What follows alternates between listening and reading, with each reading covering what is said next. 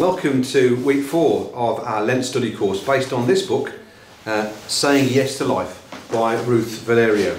And in the course of the studies that we've had so far, we've been looking at the opening verses of Genesis chapter 1.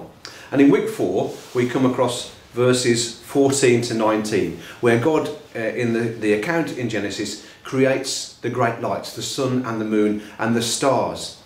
And Ruth's book takes us through some of the important aspects of this as they apply to us and God's creation as we experience it.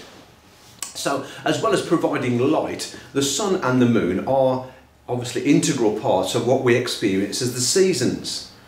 And as the climate emergency becomes more and more pronounced, and as more people become aware of it, we're aware of how the seasons are changing.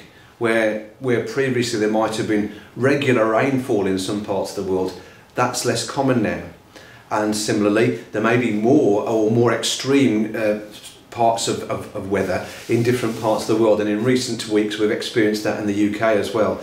More frequent and more extreme flooding and storms than we might have had previously. So part of understanding about God creating the great lights, the sun, the moon and the stars, is to understand that the seasons were part of how God intended the creation to function, and that part of our interruption of that process by the way we've used the earth's resources has meant the seasons are now no longer what they were. One of the features that Ruth also takes us into in this chapter 4 of the book is something quite intriguing that needs a little bit more thought and care. She goes on to explain how in the Bible there is a thread of thought that goes about the changes in the heavenly bodies, the sun, the moon and the stars are a portent or a foretelling of what some people have called the apocalypse, the end of the world. And these sort of thoughts about the times at the end are often speculated on by lots of people about what that might mean. And this idea of the end times and how those periods in human history get caught up in our conversation, she also deals with that as well. And one of the features that she draws attention to is a strand of thought that, you know, heaven's my home, I'm just a passing through. And she looks at some of the different parts of the Bible where this sort of thinking might have come from. And if we have that sort of thought, it may lead us to think, well, if the earth's going to be destroyed at some point, if that's the end of the world literally, then there's not really much point in us looking after it now, is there? If God's making a new heaven and a new earth, well, and this one's on the way out, well, we shouldn't worry about it too much, should we really? And the important thing that Ruth draws us to is some of the words that are used in this kind of eschatological thinking. Eschatology meaning the end times, the time at which Jesus will return and bring to fullness the kingdom of God. And Ruth's analysis of some of the important texts, like in 2 Peter chapter 3, where it talks about there being a new heaven and a new earth, she explains that there's different sorts of new. And she gives an account of where her daughter comes downstairs, having gone upstairs with an old t-shirt and spending some time with some scissors, a needle and thread and a sewing machine, comes downstairs with a refashioned t-shirt, now looking very different, and says, "Hi Mum, do you like my new t-shirt?"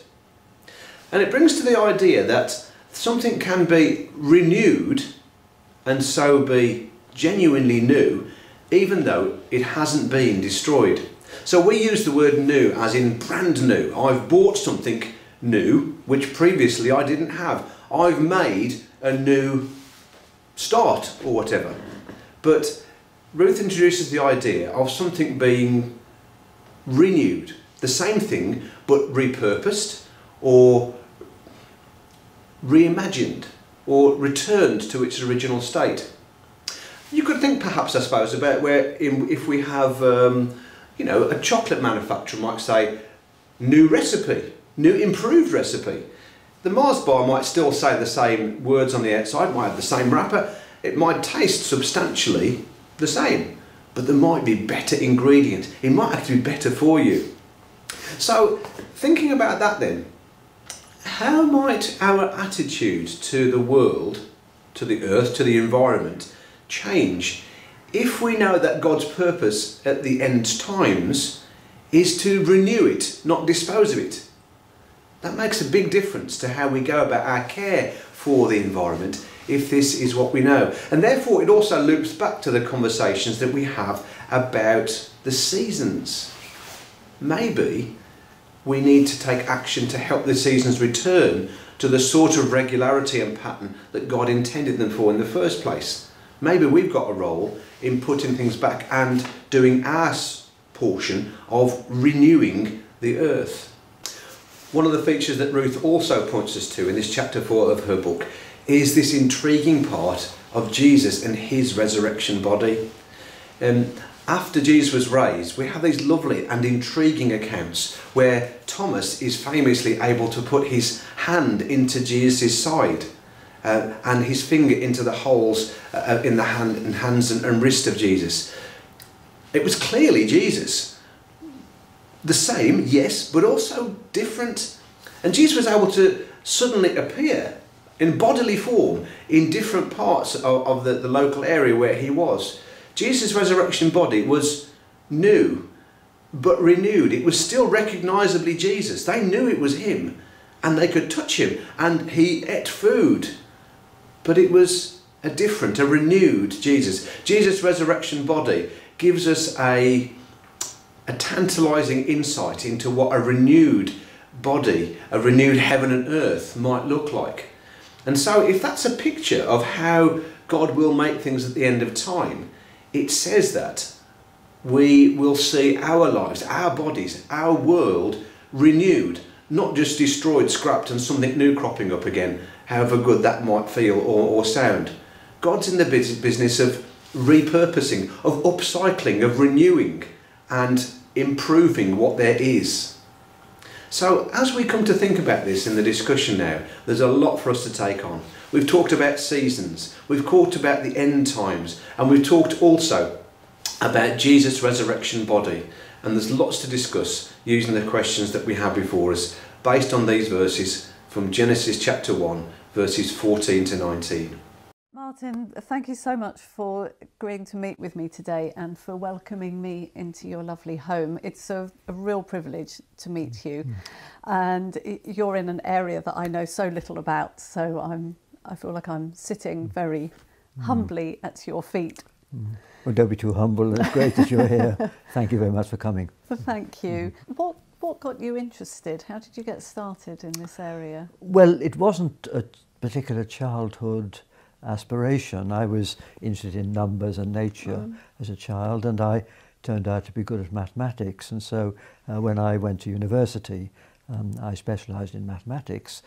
And I realised that was a mistake because I wasn't a person with a mindset of the other students who were really going to be mathematicians.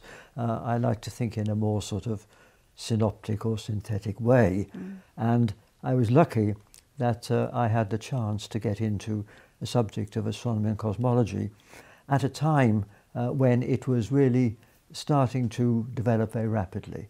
I was lucky to be in a good university and to be there at a time when lots of things were new, and that means the experience of the old guys is at a heavy discount and young people can quickly make a mark. And so I was lucky in that respect because I'm talking about the mid-1960s. That's a time when there was the first strong evidence that the universe started with a Big Bang, and the first evidence that black holes might exist, and many other discoveries. But the pleasure in my career has stemmed from the fact that the pace of discovery has not slackened at all. My first 5 years as a very young scientist were exciting, but if you look at the most recent 5 years, there have been discoveries of gravitational waves from space, important new technique, and lots of evidence that there are planets orbiting around other stars, some of which may have life on them. So these are very exciting subjects, all in the last 5 years. So it's a great subject, and I like to say that astronomy is really a fundamental science. It involves the most fundamental aspects of the natural world, but also it's the grandest environmental science. because the night sky is the one feature of the environment which all humans throughout history have gazed at and wondered at and interpreted in their own way. So it's the one thing which we all have in common, wondering about the night sky. Wonderful. In your book, Just Six Numbers, you've wrote about the wonderful properties of the universe that enable life to exist, this special earth that makes it hospitable to life. Yes. For someone like me who hasn't studied physics in any advanced way, can you explain that science? Yes. Well, of course, we're coming to understand the various processes whereby from some hot, dense beginning, the universe expanded and stars condensed out from the primordial gas, and some of them made planets, and they also produced complex chemistry, etc. We've come to understand all this, and we realise that it's all a manifestation of the laws of physics, the laws of nature. And it's amusing to speculate about counterfactual universes where the laws were different, where gravity might have a different strength, or where chemistry was simpler, where only hydrogen atoms could exist, etc. And the main point of that book, which you mentioned, was to point out that it happens that the laws of nature allow complexity to emerge. To give you two examples where this wouldn't happen. First, supposing that there was only hydrogen, no other chemical elements, no periodic table, then you couldn't have any complicated structures, and there'd be no nuclear fuel for the stars, etc. And also, suppose gravity was much, much stronger.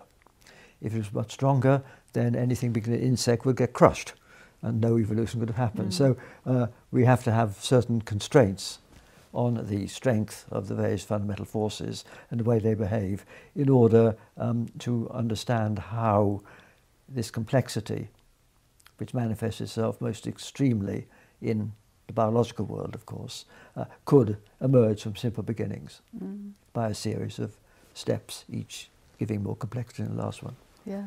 I know you've done a lot of writing and thinking around the future of humanity and our brains and the development and the place that AI might play in that, and thinking to the future. I'm thinking back 17 years ago, you wrote the book Our Final Century. Right, yes. Will the human race survive the 21st century? Yes, yes. And you said in that there was a probability of extinction by the end of this century of around 50% for the human race. Yes. Do you still, what's your thinking on that now? Well, I think we have a bumpy on? ride, I think, because the main theme of that book and my newer book called On the Future is that although the Earth's been around for 45 million centuries, 4.5 billion years, this is the first of those centuries when one species, namely the human species, has the future of the planet in its hands and could determine whether we bring this marvellous evolution to an end, or whether we can perhaps help to carry it forward to a new phase in the far future. We don't know. But this century is very special, and it's special because there are more of us on this planet, we're more empowered by technology, and we are able to affect the whole ecology of the planet, and also we are developing a society where even a few people could have so much power by bio or cyber technology that they could cause massive disruption. So the big problems of governance, given that's happening, and also problems of ensuring that we can cope with a growing population and avoid a breakdown of society. So all these challenges happen this century, and the worst case is, of course, wiping ourselves out, and that's very unlikely. But I do think we have a bumpy ride, because it's going to be very hard to cope with a world where even a few people can cause massive disruption. As I like to say, the global village will have its village idiots, and they will have a global range. And we've got to cope with that. So I think ethics has not kept up with our knowledge and our power. So where do you think that religion can play a part in humanity's response to these things?